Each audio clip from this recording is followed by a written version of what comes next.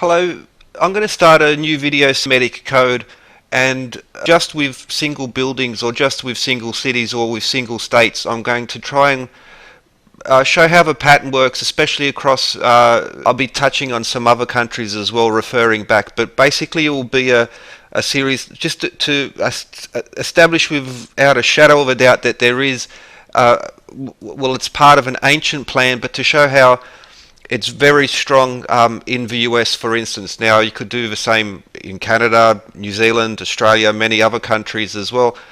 But especially through Masonic symbolism, Masonic connections, and when I say Masons, I also will include Rosicrucians, Oddfellows, Buffaloes, and many similar other groups. But Freemasons are definitely at the heart of this.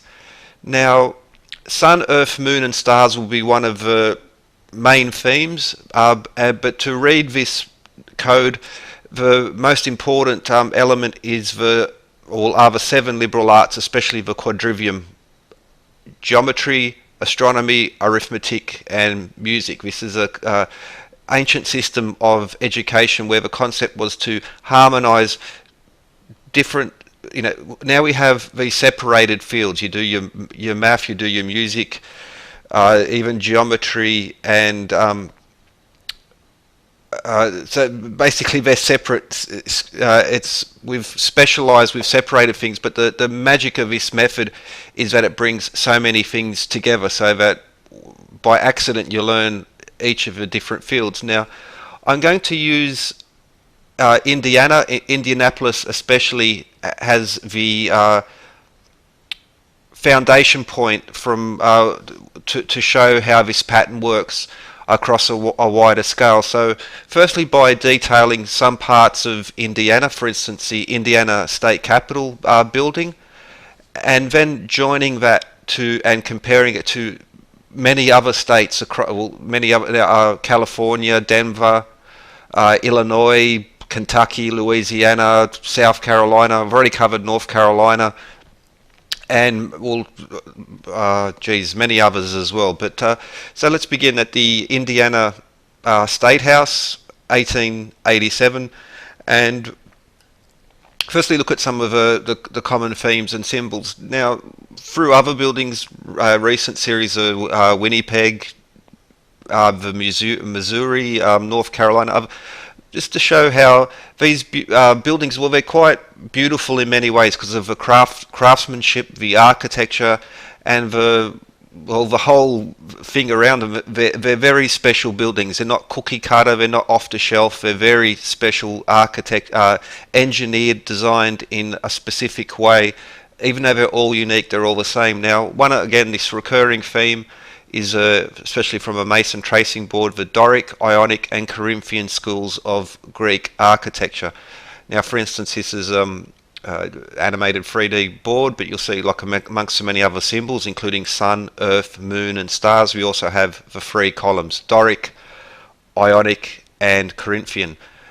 And here's another example of that. But what we also have is these sculpture groups around, and so we have agriculture, and some others, but commerce is the one I want to settle on for the moment, because commerce here depicted as a female, just like in the Captain Arthur Phillip fountain in Sydney, Lady Commerce. You might notice that she's also holding a small metal shape, which is basically a weight. So with the rod is the measure, and the weight, is the weight. But for instance, art, agriculture, justice, history, commerce, law, oratory, and these other themes, these are recurring throughout. Now, to go back to Missouri and the capital, for once again, we see this time it's a male figure with the anchor, which is another important Masonic symbol, as well as the cornucopia, but the kundalini, the two snakes wound about the rod. And just as, again, back to Indiana State House and these three types, the three forms of Greek architecture, well, to go back to the interior of the Missouri State House, we also see those again. So Doric and Ionic on the inside, as well as Corinthian on the outside. The Indiana State House has Corinthian columns on the outside, though they might be composite composite, which is basically a Roman variation of Corinthian. But back to the sculpture groups now. Across US state capitals, many other places, and we'll be touching on this again throughout the series, but using Indiana as our foundation point. So again, we have the three column types, but I've done a previous video on it, and so if we focus in on liberty or Lady Liberty, and well, this is another constant theme. So I've done a video on the Phrygian cap. The Smurfs wear Phrygian caps, for instance, that hat that they wear. Well, Lady Liberty has in this sculpture here from the Indiana State Capitol building. She also wears the Phrygian cap, and now this is a very ancient symbol. It's also a symbol very strongly connected, especially with Freemasonic tradition and architecture. But for instance, French Revolution, Lady Liberty, single bare breast, which is another theme, but not always depicted because of especially more prudish places. But Lady Liberty wearing the Phrygian cap. Now in the seal of the Army, the U.S. Senate, North Carolina, the New York State seal, many others too, especially even Central and South America, we see the Phrygian cap being, again, now it's an ancient symbol going back to the cult of Mithras for one, but we'll also see it connected to Artemis and other ancient Greeks, gods and goddesses. But Mithraic symbolism is very, not only for the Christian church, and it's very strongly connected to occult / esoteric symbolism and theme. So especially the gods, as I've mentioned, like the Kundalini or the Caduceus or Kundalini of Hermes, the moon goddess Artemis, the sun god Apollo, are all depicted in these Mithraic reliefs. Now another very important building that we'll be using as a touchstone is the Indiana War Memorial, which itself has, again, the ancient symbolism, weights and measures. But for instance, it was dedicated on November the 11th, 1933. World War I ended 11 a.m. on the 11th of 11th, November 11 a.m. That's one of the reasons. So here we have another view, and we see the main plaza running through. Now, this plaza itself, this park, is also part of a recurring theme. It's the greater temple. So we have smaller temples, but there is a larger temple plan, it's a temple complex, just like in ancient times. We see an obelisk in front of it. Now the obelisk is 100 feet high by 100, and the fountain is 100 feet wide. I want to get some more detailed data on that because I've got a suspicion that they're rounding it off from 99, but for the moment we're going to call it 100 feet with a 100 foot wide fountain. 4 points on the fountain as well. But the Indiana War Memorial itself, reminiscent of ancient architecture, not just the columns, which it has ionic columns, but also that stepped pyramid roof. This is another theme which just keeps going over and over, and as we shall see, with very strong Freemasonic connections. Now the temple itself is was inspired by the tomb of Mausolus or the mausoleum of Halicarnassus. Now Mausolus was a king, that's where we get the word mausoleum. The tomb of Mausolus was one of the 7 wonders of the ancient world. Now, for instance, in Australia we have the Shrine of Remembrance, another war memorial, which has the same theme, and it's and you might notice all the columns at the front. It's a fusion of the tomb of Mausolus and the Parthenon, which I mention quite often. The House of a Temple in Washington DC, the headquarters of Scottish Rite Freemasonry in the US, has the same theme running, also ionic columns as well. And LA City Hall, so California will be referring, because one of the states will also be referring back to from Indianapolis, but LA City Hall also has this tomb of Mausolus inspiration there on the top.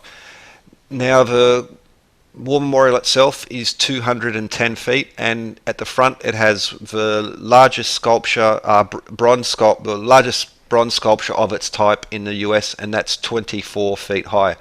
Now these might be familiar if you've seen earlier videos, but both this and so many other aspects in regards to the Indiana War Memorial, the Indiana State House, and some the Scottish Rite Cathedral there and other places. But the measures, the symbols, again, will just keep recurring. So, but inside the War Memorial, we have the is it the cenotaph or the museum, but the star, but the dimensions of that itself are very important. We'll see more of that.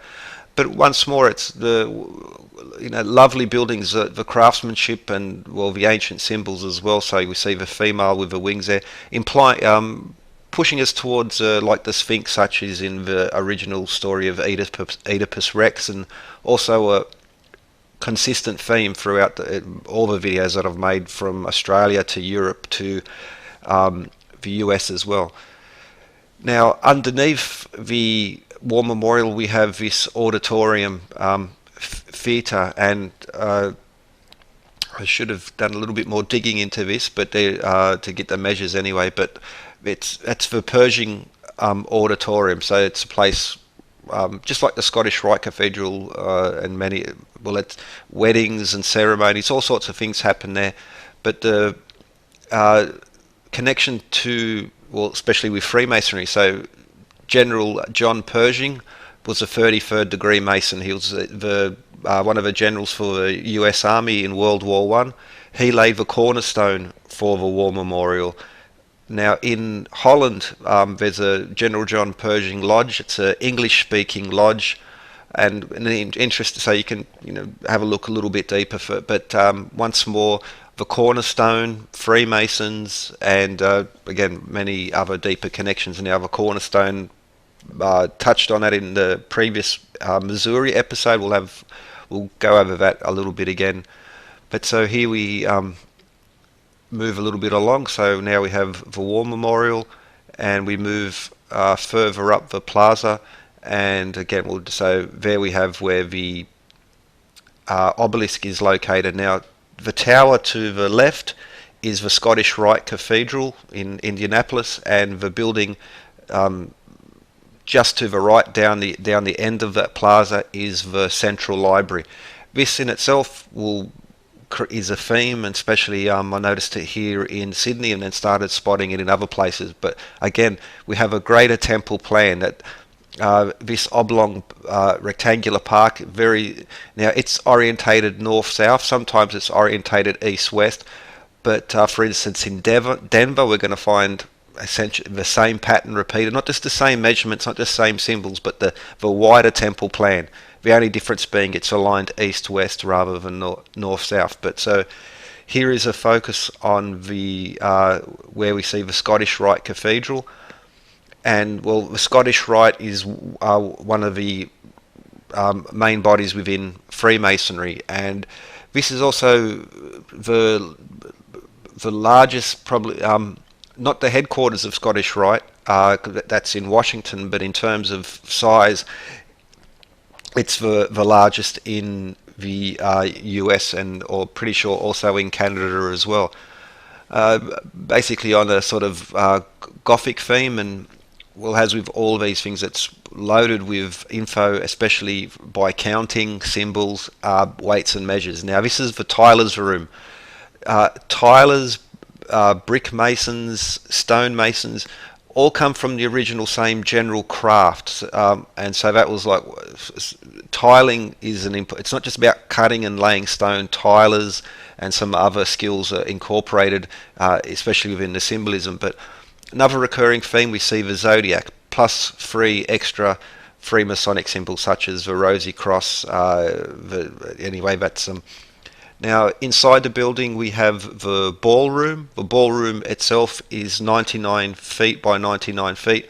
The dance floor is 66 feet by 66 feet. We'll examine that more. But again, once more, the craftsmanship, the carpentry, the stonework, the details, all that go into these buildings separate them from your standard, like again, just picking some random building until you find the one that has the right measures. No, these are magnificent, very special buildings. Now this is the theatre. The theatre itself has a square of 99 by 99 feet. Once more, The stage is a square of 33 feet by 33 feet. The arena just in front.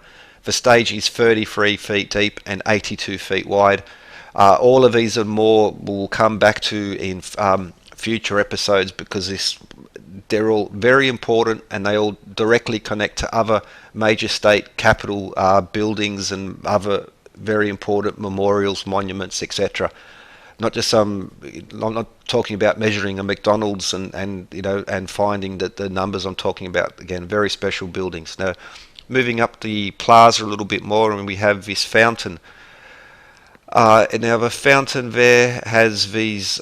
So that square in the midst of those buildings there, it's a fountain which has 4 figures around the corners. Now again, this is a repeated theme. We'll have a look at that in a moment. But here we see the fountain with the 4 columns and the eagles on top. Now this whole plaza, but it's the War Memorial Plaza. So we down the back we see the War Memorial itself, even the way that the building behind it is arranged with those 2 horns. This another thing that just comes up so often. Sydney being an example, but and here we see just on the northern side of the plaza we see the library once more, Doric columns in your more sort of classical / almost Art Deco Beaux Art style, but.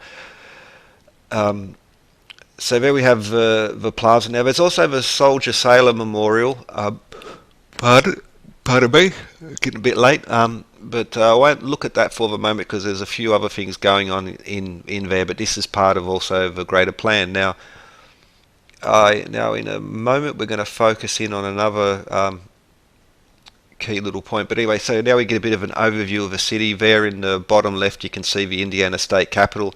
Bit unusual in that it is not on the central axis. That's sort of that separates it a bit. But now we're looking directly above the Scottish Rite Cathedral, and this cube sort of type building that we're focusing on now. That's the Indianapolis Masonic Temple. Now it's called Freemasons Hall. That was the original before the Scottish Rite Cathedral was put up. That was the early. It still is operating Freemasonic building. But as we see now, we'll get an older picture of it. And just mentioning this again because of this wider Freemasonic plan. Ionic columns once more. Just by looking at it, I'm assuming that it's a cube. In proportions, I may be wrong on that. But again, but one of the important points that will be repeated previous episodes and in the future will be the idea of Freemasonic ceremony connected to the cornerstone. It's very important ritual. It's a tradition, goes back quite some way, but basically in the 18th century with the founding of Washington, the ritual aspect of the cornerstone and the development of a building really took off again. It sort of, especially in Europe, it had become pretty mundane. But for instance, especially then in this period, they'd have large parades, all the various lodges, community groups, pardon me, it's getting late, would be involved. So it was quite a public affair. Now even buildings that weren't strictly Masonic would invite the local Freemasons to participate in the ceremony of it because of it gave them like a little bit of a bit of drama, a bit of ceremony, a bit of publicity, all those things. But there are certain buildings, these important ones, which have very strong connections. Now, I mentioned earlier the temple plan or the wider plan. I could do a few because I've got these cards already prepared. But for instance, here in Sydney, because that's where I noticed it first, here my hometown, Sydney, compared to Indianapolis, where we have this war memorial towards the southern end of the temple complex, and then we have the obelisk. Now the Sydney obelisk is not on centre, it's just off, but it occupies basically the same position. Now could have added a few, but anyway. But now we also have the Archibald Fountain, which has four figures around the central point, just like the fountain in Indianapolis there, with the four figures at the central point on the northern end. Pardon that, my computer went to sleep. Now, on the northern corner of this temple plan, we also see a church in there. Now, on the northern end of the Indianapolis temple plan, we also see a library. Now, just a little bit further up from there is a library in Sydney. So again, it sort of fits the general plan. Now, they're not 100% spot on, but that it's repeated so often. For instance, we'll see very similar in Denver and a few other places in future episodes. But there's the wider Indianapolis plan. Even those streets running off, I don't, because I sort of focus on weights and measures, but on for instance, Jeff Lewis, Peace Garden Secrets, these other channels show how these alignments will lead off to very important other places, and it's just too close too often to try and dismiss it as coincidence. There is, just like it's not just individual buildings, it's not just a city plan, it's a larger plan. Well, so it is. It's really global. It goes back not just centuries, it goes back millennia. Now we're in Ohio. This is the Perry's Victory and International Peace Memorial National Monument on Putin Bay. Now, it's not Russian hackers, that's the name on there, but the monument's after a battle on Lake Erie from the War of 1812, and Commodore Matthew Perry, it's named after him. Now, there are various sources who will say he wasn't a Freemason, but his brother was, but there are other sources who say he was part of the Holland Lodge. He was initiated in New York. But Perry's most famous, I think there was even a John Wayne movie about him, because he, even if gunboat diplomacy was necessary, the president ordered him to open Japan to trade. Now, Japan was seclusionist, not engaged in international trade. Well, Perry basically forced them to do it. But he also introduced at least modern Freemasonry to Japan. Now, again, there are a couple say it was either him or his brother, but it was the records are quite clear that it was Perry's party that brought it to Japan. Now, the cornerstone for the Perry Monument in Ohio was laid on July 4, 2013. 100 years later, they reenacted it. So, for instance, here are some pictures of the cornerstone ceremony. Once more, Freemasons' cornerstone ceremonies, but also July 4. So, for instance, the Indiana War Memorial, that was 1933, but July 4, because the date of independence. But again, there's something more to that, because that's also a Philion as well. So, but a 100-year the reenactment. Now, also on the 100-year anniversary of the monument being open, a quarter coin, Perry's Victory, US quarter, was struck for this event. So again, it's not just a local small issue. It has some significance in the wider scheme of things. Now, I couldn't get the best picture, but the reenactment, as we see, uses basically the tripod. Now, the picture on the right's from the Freemasonic Museum. Now, using this type of tripod, this type of weight, is again going back to the US cornerstone for the US Capitol, Freemasonic ceremony as well. Now, then they might have been using it, but still to this day they will tend to use more antique versions of a crane. Now, they won't get the fancy big steel crane in. They'll use these more older traditional secret things. Now, back to the Missouri State Capitol, because that's relevant, because in the previous Missouri episode, how once more the cornerstone and the centennial. Now here they didn't reenact it, they literally changed the stone, because they cut the old one out to remove a time capsule that was in there. But the reinstalling the stone, once more, Freemasons and this ceremonial ritual of measuring the stone. Now, this stone had to be perfect. So if you see the tracing board, bottom left and bottom right, there's a finished stone and there's an unfinished stone. The stone the builders rejected. You find it in the Bible and other places as well. So this is why measuring and testing in the stone, again, goes back a really long time, way back to King Hiram, Solomon, in Old Testament, but most likely even older than that. So that even predates Greco-Roman period. But the memorial itself, well, the cornerstone was laid on July 4, 1913, but the monument itself was dedicated, completed, and officially opened on June the 2nd, 1936, and President Franklin Delano Roosevelt was the main person involved in that dedication ceremony. And, well, he was also a Mason, seems to have been a Shriner as well. Many presidents were, and you again, this runs throughout history, and standard internet stuff. It's all the Satan, but there's a lot more to it than that. A lot of good works, a lot of important stuff in founding the Republic, and well, for instance, American Freemasons were fighting British Freemasons, so it's not clear cut and dry.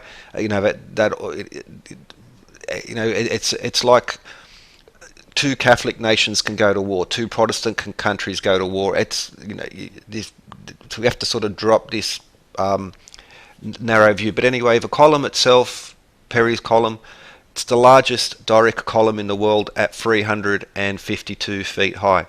Now, if you convert that to your SI, it's the international standard, there's not too much to extract from it. There's only one number that really sticks out to me, and that is 1,056 hands. But it's a Doric column. We get a Mason tracing board, we get the Doric, Ionic and Corinthian columns.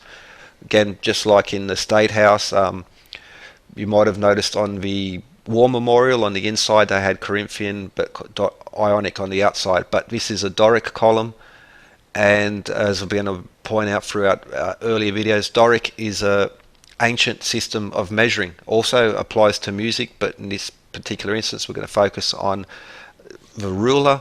But also the Doric column represents the male, the strength or sight as well, but the male and strength, now to be connected especially to battle and victory. This would be the case as where more your war memorials to remember the dead will tend to be with the Ionic or the female column. But the Salamis stone, this is an ancient conversion tool, and we're going to look, just like New Jerusalem is a system of measure conversions, or the capstone at the Red Pyramid, but the Salamis stone shows that the allegedly modern foot is ancient, but the Doric and Ionic foot going back to 500 BC, no less. But this is where the magic starts to appear, because when we convert 352 feet to Doric, here we get these lovely numbers, these very hermetic numbers which will connect music, arithmetic, geometry and astronomy, the quadrivium, the four higher of the seven liberal arts.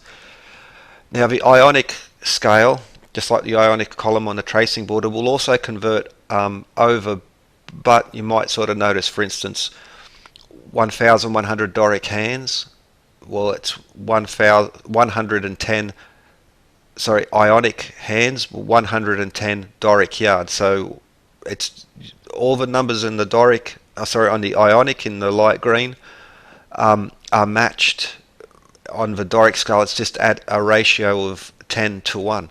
But also how these various systems of measure, and we'll look at them more, how they convert at very lovely points and over. It's also it's a, again, conversion tool, but something carrying information. But back to, so the column here, Perry's column, 352 feet or 330 Doric feet high. The Scottish Rite Cathedral in Indianapolis, 330 feet wide. Both 330 feet, it's just on different scales, so they actually incorporate the same number. It's a cunning little way that they do this. Now the Tyler's room in the Scottish Rite Cathedral is a cube, and the edges are 33 feet. Now you could even find the perimeter, the the area or the volume, and you're going to get the same magic happening. But Scottish Rite headquarters in Washington, the House of a Temple in DC, 33 ionic columns, each of them 33 feet high, and of course 33rd degree Masons being the Scottish Rite. Now, again, just for instance, the Iowa State Capitol, it's 275 feet high. Now, there are a few others, but we'll do some more comparisons, but just as an example, in Des Moines, some many interesting things also in Iowa, but that's 3,300 inches, so once more a reference to 33. Now the Indiana War Memorial, the museum on the inside, that's 110 feet high, 60 feet wide, 110 feet wide, and that is 330 hands, but also you'll see how it corresponds on many other points. Now the North Carolina, I've lost count of how many I've done, whether it's Australia, South America, South Africa, so many other, again, same pattern emerging. So just as a comparison now,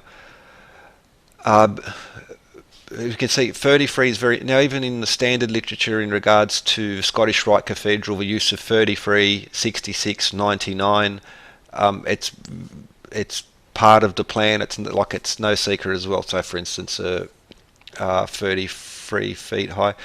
Now, for instance, Denver Airport, which has been a bit controversial, well, the terminal is 3,300 feet long. A lot of Masonic connections as well. There's a Mason's plaque there in the center. But also Cloud Gate in Chicago, Anish Kapoor, he's one of these sculptors worth keeping your eye on if you're into these. Well, Cloud Gate is 33 feet high and 66 feet wide. Well, the Scottish Rite Cathedral in Indianapolis, the dance floor is 66 feet wide. The George Washington National Masonic Memorial, the lower and upper auditoriums are 66 feet. Very strong and repeated, and again we'll look more into those individual ones later, focusing on the importance here of 33. Okay, just going to add on a few. Denver International Airport, the terminal itself, 3,300 feet. Strong connections to Masons. Now Cape Canaveral, runway 33. Buzz Aldrin, lunar astronaut, 33rd degree Mason, brought the flag back. The Saturn V rockets, now whether it's Gemini, Mercury, all these missions, all the rockets were all by the numbers, by the weights and the measures. The modern world, modern scientists are very much into these, and I'll leave it up to your imagination, but they know to use these particular numbers brings success. And let's move on to the next section. Now, originally, if we got the 352 feet column converts to 1,056. Now, I mentioned New Jerusalem is a conversion, just like the Salamis stone or the capstone at is it the red or the bent pyramid? But well, it's a conversion tool for multiple systems of measure, and these lovely numbers will emerge from it.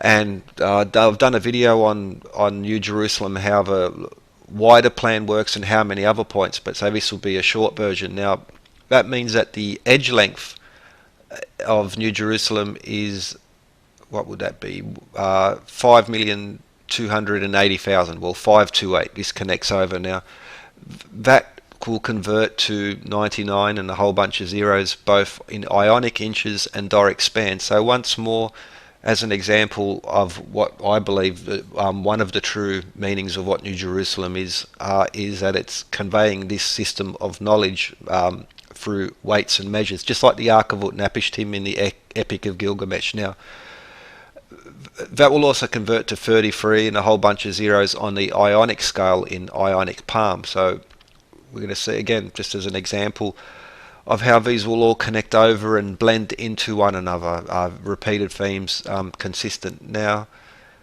for instance, the Scottish Rite Cathedral, once more, both the theatre and the ballroom have a square of 99 feet. So that's, again, just another example, because that's what these cathedrals going back, so not just relatively modern, such as the Scottish Rite, but I mean the great cathedrals of Europe, older temples across the world have the same system occurring over and over.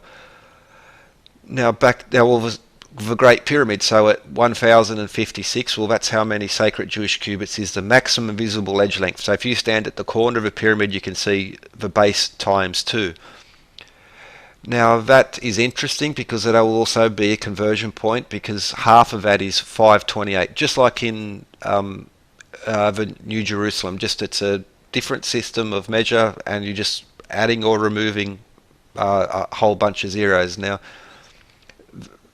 for 528 sacred Jewish cubits, 5/6 ratio, which brings it down to 440 Egyptian royal cubits, and that, of course, matches up with the system once more. Now, if you're the Ionic measures, that was also another one of these crossover points. Now, okay, the Persian foot, or the long foot, which might be much older than that, 1.056 feet, 1056 hand, is the conversion rate for the Persian or the long foot. Now, Persian is quite a way back, but it's not really old. Now we'll have a look in a moment how old important that is. I added a picture. Anyway, back to the Persian foot. It might be as old as Stonehenge Phase 1, which is over 500 years at least to the Stonehenge that we know now. And so, for instance, the ditch was 330 long feet. 330 feet, the Scottish Rite Cathedral, the Perry's Column, 330 Doric feet high. Once more, so we've had Stonehenge, the Great Pyramid, and New Jerusalem, and how these are crossover conversion points, but always coming back to these very important numbers. Well, that's not all. It's not just the stone circles in Western Europe or the Great Pyramid. Also, we go to Mohenjo-daro, so in what's now Pakistan, on the right next to the border, India and in Pakistan, but the Indus civilization, still quite enigmatic. But what was their standard street width?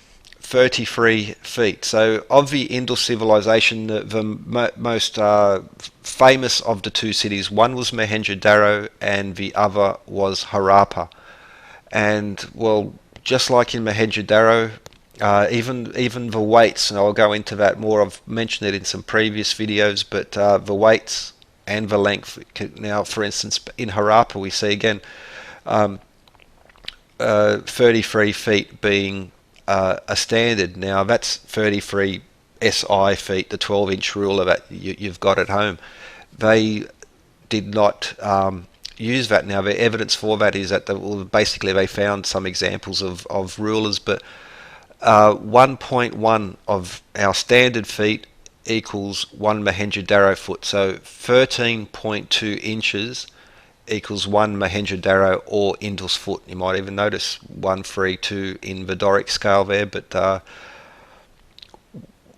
so we have Mohenjo-daro, we have ancient Egypt, we have the ancient stone circles in Western Europe. Now, if we convert 352 feet, 330 Doric, or 320 Indus feet, this is quite relevant. Now I'm going to have to piece together the next few frames, so bear with me. But again, well, Matthew Flinders Petrie, he was one of the people who studied this, basically the father of modern archaeology.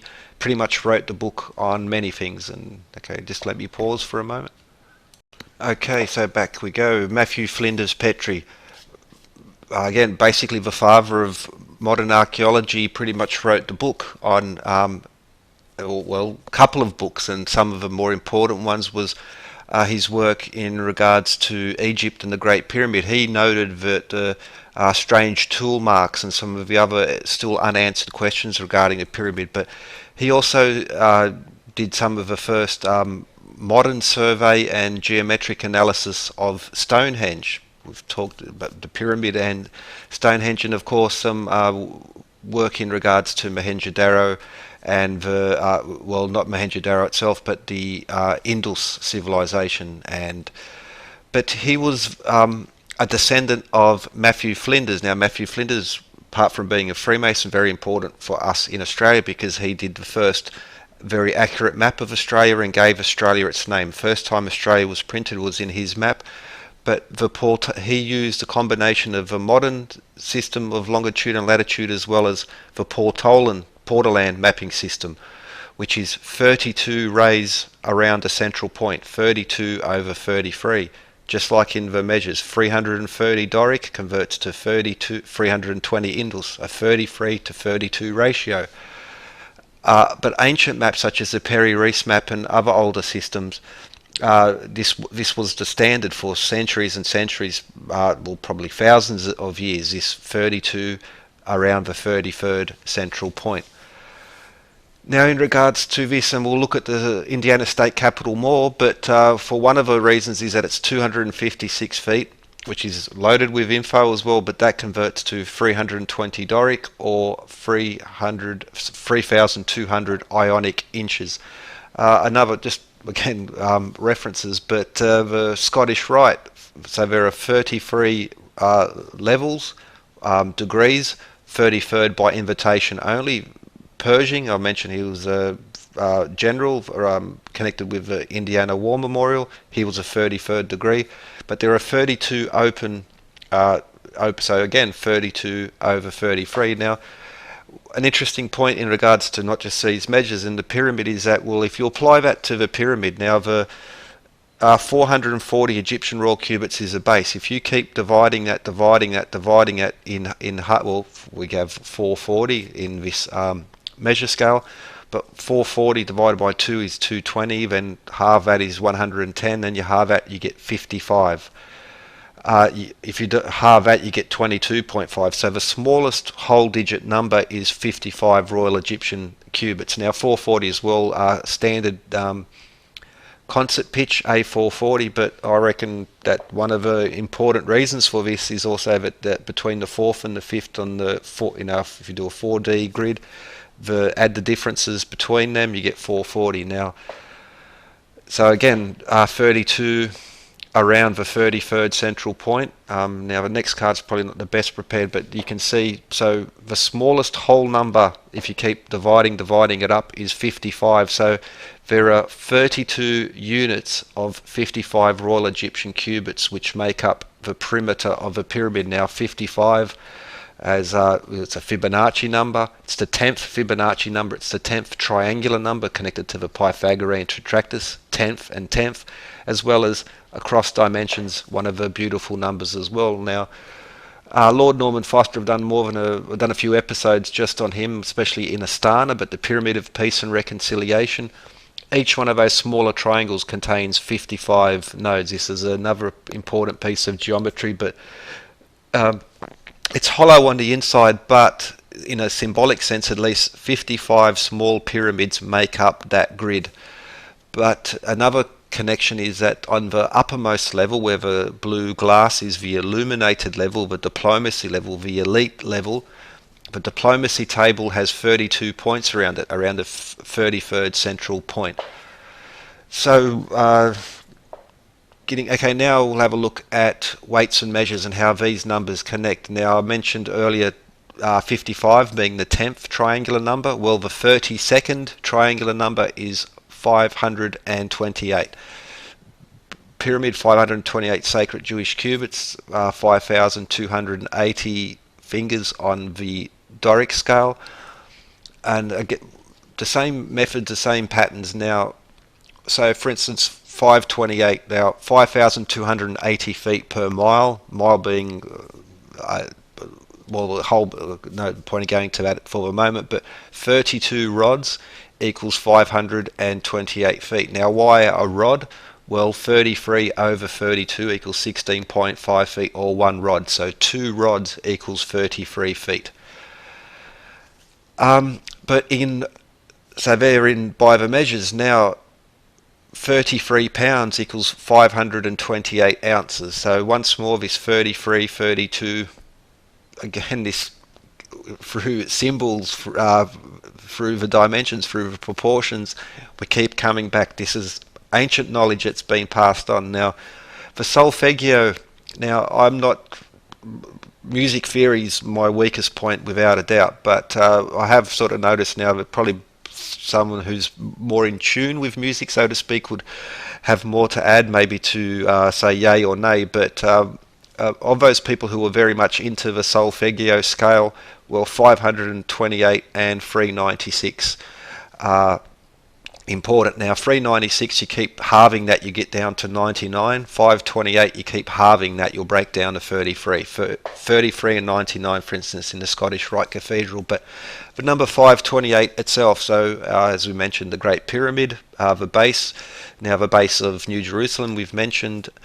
Now on the long scale of that, 1.056 feet brings us the Earth, but also E, pi and phi, there's this lovely little proportion going on where it's almost equal, but that's you can go into details on what you define by using the Fibonacci's or by using pure phi. But okay, 330 Doric feet is 11,880 Doric grain. Now the Earth and the Moon on the long hands. Now just like the Persian scale or the long scale. Now 396, that's not too much of a surprise because of the way that imperial systems are proportioned, but we also get it on... I really get late now, pardon. For once more, Earth and Moon. Now 132, so 132 gives us the Earth, the nonagong, which will break down into 13,200 and 13,200 fish per la. So in these old measure scales, they would measure beer, butter, cloth, fish, all these types of things slightly different. Now, on the Persian scale itself, if we can use that and convert that to grains from the standard to the Persian scale, that will bring us to 12,000 long grains or Persian grains. Now, the Scottish Rite Cathedral in Indianapolis is 120 feet wide. Now, also mentioned 330, but okay, I'm going to tie it off now. Just a moment. Okay, as we showed earlier, the Iowa State Capitol in Des Moines, 275 feet high, which is 3,300 inches. Now, earlier series on New York went through many others. Now you could review that to see, but for instance, the Scottish Rite Cathedral in Indianapolis was 120 feet wide. The main concourse in the Grand Central Terminal is 120 feet wide, or 275 feet, just like the Iowa building, but that gives a floor area of 33,000 squared feet. So we see same measures, same systems, always coming back to the same point. That's just a smaller example. This is really an intro episode, but so again, the Scottish Rite Cathedral, 330 feet. The Perry Doric column, 330 Doric feet, and 120 feet wide. Well, that converts to 12,000 Persian, or 120 feet on the Scottish Rite Cathedral. What's important about 12 constellations in the zodiac, 12 months of a year, the Vesica, the importance of 12 in groupings of people. Again, a lovely number across 3 dimensions, and so many. If you even just do a search, 12 number properties, something like that, you'll see how vital it is. Again, across time, across cultures as well, why people would choose 12. But so again, we used Indianapolis, especially the Scottish Rite Cathedral. Now that's only we've only touched the surface on this, but that also will, in the Royal Babylonian system, that converts to 48,000 grains. Silver and gold, precious metals, we measure with the Troy ounce, which is made up of 480 grains of weight. Buddha spent 48 days under the Bodhi tree. Again, the same sort of thing. It just really goes on. So Perry's Victory and International Peace Memorial National Monument in Ohio, There's more to do in the state of Ohio, and we'll get to that next, but we'll always be coming back to Indiana and Indianapolis, especially as a yardstick, so to speak, in regards to show that this is most definitely a ceremonial, symbolic, but also measurable, testable pattern. This is the Hermetic Code. Okay, before we leave Ohio, so we have the Perry Monument. We'll zoom out from our Ohio, and well, not just a few states, many of the states have this. Ohio has more than a few points, but one of the, near Hamilton, we have the Pyramid Park, Sculpture Park, and Arboretum. Just like the Leo Mole Sculpture Gallery in Winnipeg, or the Sydney Royal Botanical Gardens, or here in Sydney, you'll find that these cities have, well, sculpture parks and these other nature areas with, well, artworks and sculptures, of course, connected to them. But the important point about Pyramid Hill is that it has one of the black cubes by Bernard J., or most commonly known as Tony Rosenthal. Now he's one of these important sculptors who has important sculptures in important places. Now early on I thought Ohio, it's one of these out of the way places. New York's important, these other places are important, but no, actually, like Ohio, well, it's actually hard to find a state that doesn't have a relevance to this. But why are these black cube sculptures important, especially the ones of Tony Rosenthal? He basically has two, so they're all the same basic design, but there are two variants of the dimensions connected therein, and both of them contain some very important Sun, Earth, Moon, and stars connections. And we'll begin with Sun, Earth, and Moon. And well, this is one of the most important themes, very much connected to the Hermetic Code. And it has, again, once more to do with harmony points. Not just harmony in man-made measures, but in a deeper sense, as above, so below. What's in the heavens, the concept is to project it down onto the earth. And one of those most beautiful harmonies is the synodic month of 29.53 days, give or take a fraction. That's one orbit of the earth, of the moon around the earth in relation to the sun. Orbit of the moon around the earth in relation to the sun. Sun, earth, and moon. 29.53 days. 29.53 now. 2953125 would fit within this span because of the elliptical orbit, but multiply the diameter of the earth by 29.53 or 29.53125, and you get the pretty much spot on to the average distance from the moon to the earth. So a natural cycle of time, a natural proportion of distance. This is built into the heavens before weights and measures of man were invented. But also the synodic month is where we get the full moon from. So the lunar calendar, which very much connected with agriculture, certain cycles like that. It also predicts the eclipse. So the synodic month is one of the ways where we can predict the solar eclipse, connected to the Vesica. I mentioned it in other videos. Now the eclipse itself is a beautiful thing just to witness aesthetically, but the magic of the eclipse is that the moon is 400 times smaller than the earth, but the moon is 400 times closer to the earth. So technically speaking, we should get a solar eclipse every 29.53 days, but we don't, and the reason for that is because the moon has in so many other points in regards to astronomy, it's on not only an elliptical orbit, but there's also a wobble to it. So with this animation you get an idea. So only when the moon aligns with that arrow will we get a synodic month, because it moves up and down, up and down. That's why it doesn't happen all the time. But the cube in Hamilton, Ohio, the Pyramid Sculpture Park by Tony Rosenthal, 295.3125. So it's just times 10, 29.53. But this number is built consistently, and going back centuries. This video focuses on America, but okay, I mentioned that I would be using Indianapolis as a basis. Well, 210 feet, 2953.125, so just a fraction of multiply it by 100.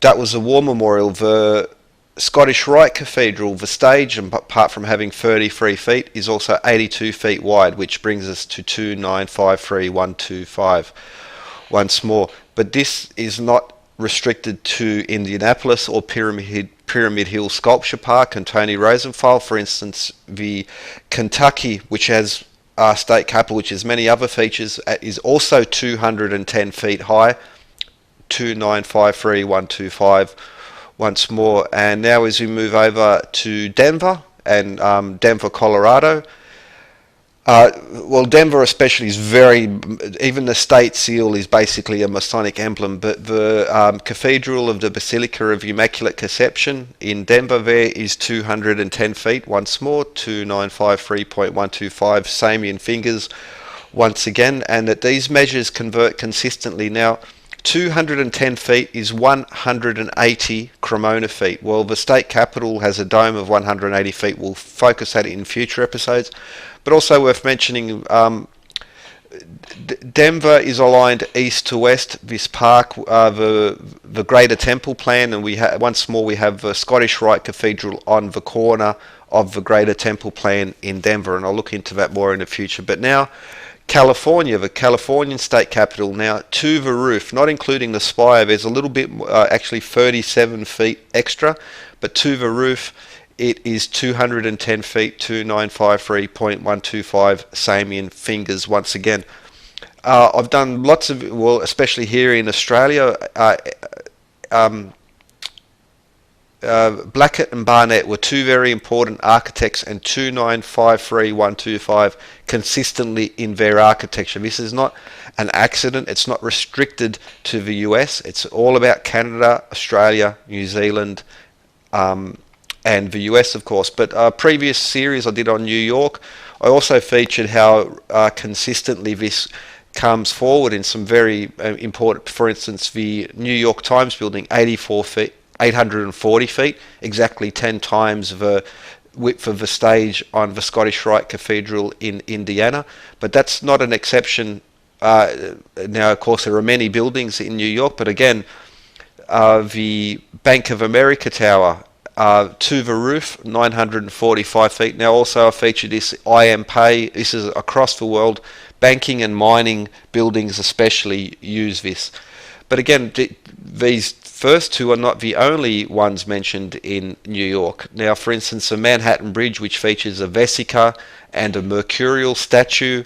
The Hermetic Code, well, the towers are 336 feet. So once more we have the same number, just once more of a shifted decimal point. And, well, going back to, and now the Trinity Church, very famous, mentioned in National Treasure movie, for instance. Lots of Masonic symbolism throughout the church and the graveyard. Well, at 285 feet, 2953125 once again. And on the Samian inches, which earlier on I mentioned the Salamis stone, which is a conversion stone. That's what New Jerusalem legend is. It's actually a conversion point. And so are some important capstones in Egypt. They are conversion points. They carry information. Previous video just before the Winnipeg series was also on the International Peace Gardens. Very strong, again, Masonic connections. And the original lodge there, 105 feet, which is brings us back to Tony Rosenthal's sculptures. But so you might think, or one of the denialists might say, well, it's just pure accident, whatever, but we have strong architectural connections, we have strong symbolic connections through Freemasonry and so forth, and we find it consistently across the world. Okay, here's the Metropolitan Tower in New York by the architect Napoleon Lebrun. He designed the original Masonic temple in New York, and the Metropolitan Life Tower is 700 feet high, which is exactly once more 10 times the Columbus, Ohio State House. Now, okay, I'm going to leave because I'm just touching on an hour now. I'm going to leave this episode for the moment, but coming back to Ohio. So again, previous episodes I've done focused on single buildings or single cities or maybe single states. But in this series, I'm going to show the connections between state capitals, state capital buildings, and the states themselves, the attached sculpture parks, some very important memorials such as the Perry Memorial, and how these carry on. This is most definitely part of a larger plan. Thinking this, all I mentioned, there are some other channels, International Peace Garden Secrets in Jeff Lewis, Hornby Island Mysteries is another channel, Jeff Lewis here in Australia, which show how these cities and the temple plan within the cities actually aligns to each other. Now, for instance, the original Washington, the square of which defined Washington DC, points to Winnipeg. All these things are very much connected. So, for instance, we see the Ohio State House. It's a little bit unusual that it has a flat cupola, but it's based on a Greek temple as well. So it's 75 feet high, wide, or 70 feet high, 75 by 70 feet, which matches up to some other state capitals. And so for this episode, that's pretty much it. There will be more to come. States like Denver, Indiana, California, Kentucky, Ohio, Iowa, Washington State, of course New York State, Texas. It really is, as much as I've shown in videos I've done in regards to Australia, America is built entirely on the Hermetic Code. It's hidden in plain sight. There is much more to this world, to the schools of architecture and philosophy, because, for instance, postmodernism, which I'll go into a little bit, is not just philosophy. It's also a philosophy of art and architecture, and it's a shitty philosophy of art and architecture, which is why shit in a can is considered to be art in postmodernism, and postmodernism is cancer. Anyway, so with that, hope you enjoyed. Have a good one. A lot more to come, and yeah, have a good one. Okay, but while we're in Columbus, the first Christian church, built in 1942, 140 feet long. 144 feet long, 144 being very important number. For instance, 12 tribes of Israel with 12,000 members each, 144,000. The walls of New Jerusalem, 144 cubits high. But going back many centuries, Beauvais Cathedral, you might notice the floor pattern, 144 medieval royal feet high. This is a standard in cathedral building, very important. It's built on, especially numbers that emerge from the Bible. You'll find them in Vedic numbers as well. Also, but okay, Amiens Cathedral, 144 Roman feet high. Depending on always the same number, shifted unit of measures. Nice doorway there as well. Is this a one-off? Well, let's skip over England. Christchurch Cathedral in Oxford, England. Once again, what's on the floor? Swastikas. Well, that's 144 feet spire. Holy Trinity Church, Hull in Yorkshire, England. What's the length of a nave? 144. All of these greater temples need to have a specific set of numbers within them, whether it's a modern Freemasonic or later. Palma Cathedral in Mallorca, Spain. What's the height of the nave? 144 feet. The stained glass window, oh my, 32 around a 33rd central point. We get the same themes occurring again and again. Walk out on the outside, what do we have over the front door? Well, it's a tracing board, once more, sun and moon and these other elements which would be essentially kept the same but redesigned in later tracing boards. Same symbols, same measures now. Sagrada Familia of Antoni Gaudi, not completed yet. Beautiful church, another one of the examples. Once more, you'll see the stained glass the window, 32 over 33 has a magic square. Well, 33, oh my, once more. Now, it's scheduled to be completed in 2026, which would be 144 years since beginning to completion, and it just happens to be 1440 high. Basilica of Our Lady in Poland, 144 feet high nave. Not just cathedrals, you see it in memorials as well. Britannia Memorial in Norfolk. In Peru. Now, even the elevation at which the memorial is, somewhere between 10,000 800 feet or 3,300 meters, and the genocide memorial in Armenia once more. The pattern is consistent, it's ancient, it goes on quite some time, and we'll have a look more in future episodes. Again, that was just an add-on. Have a good one.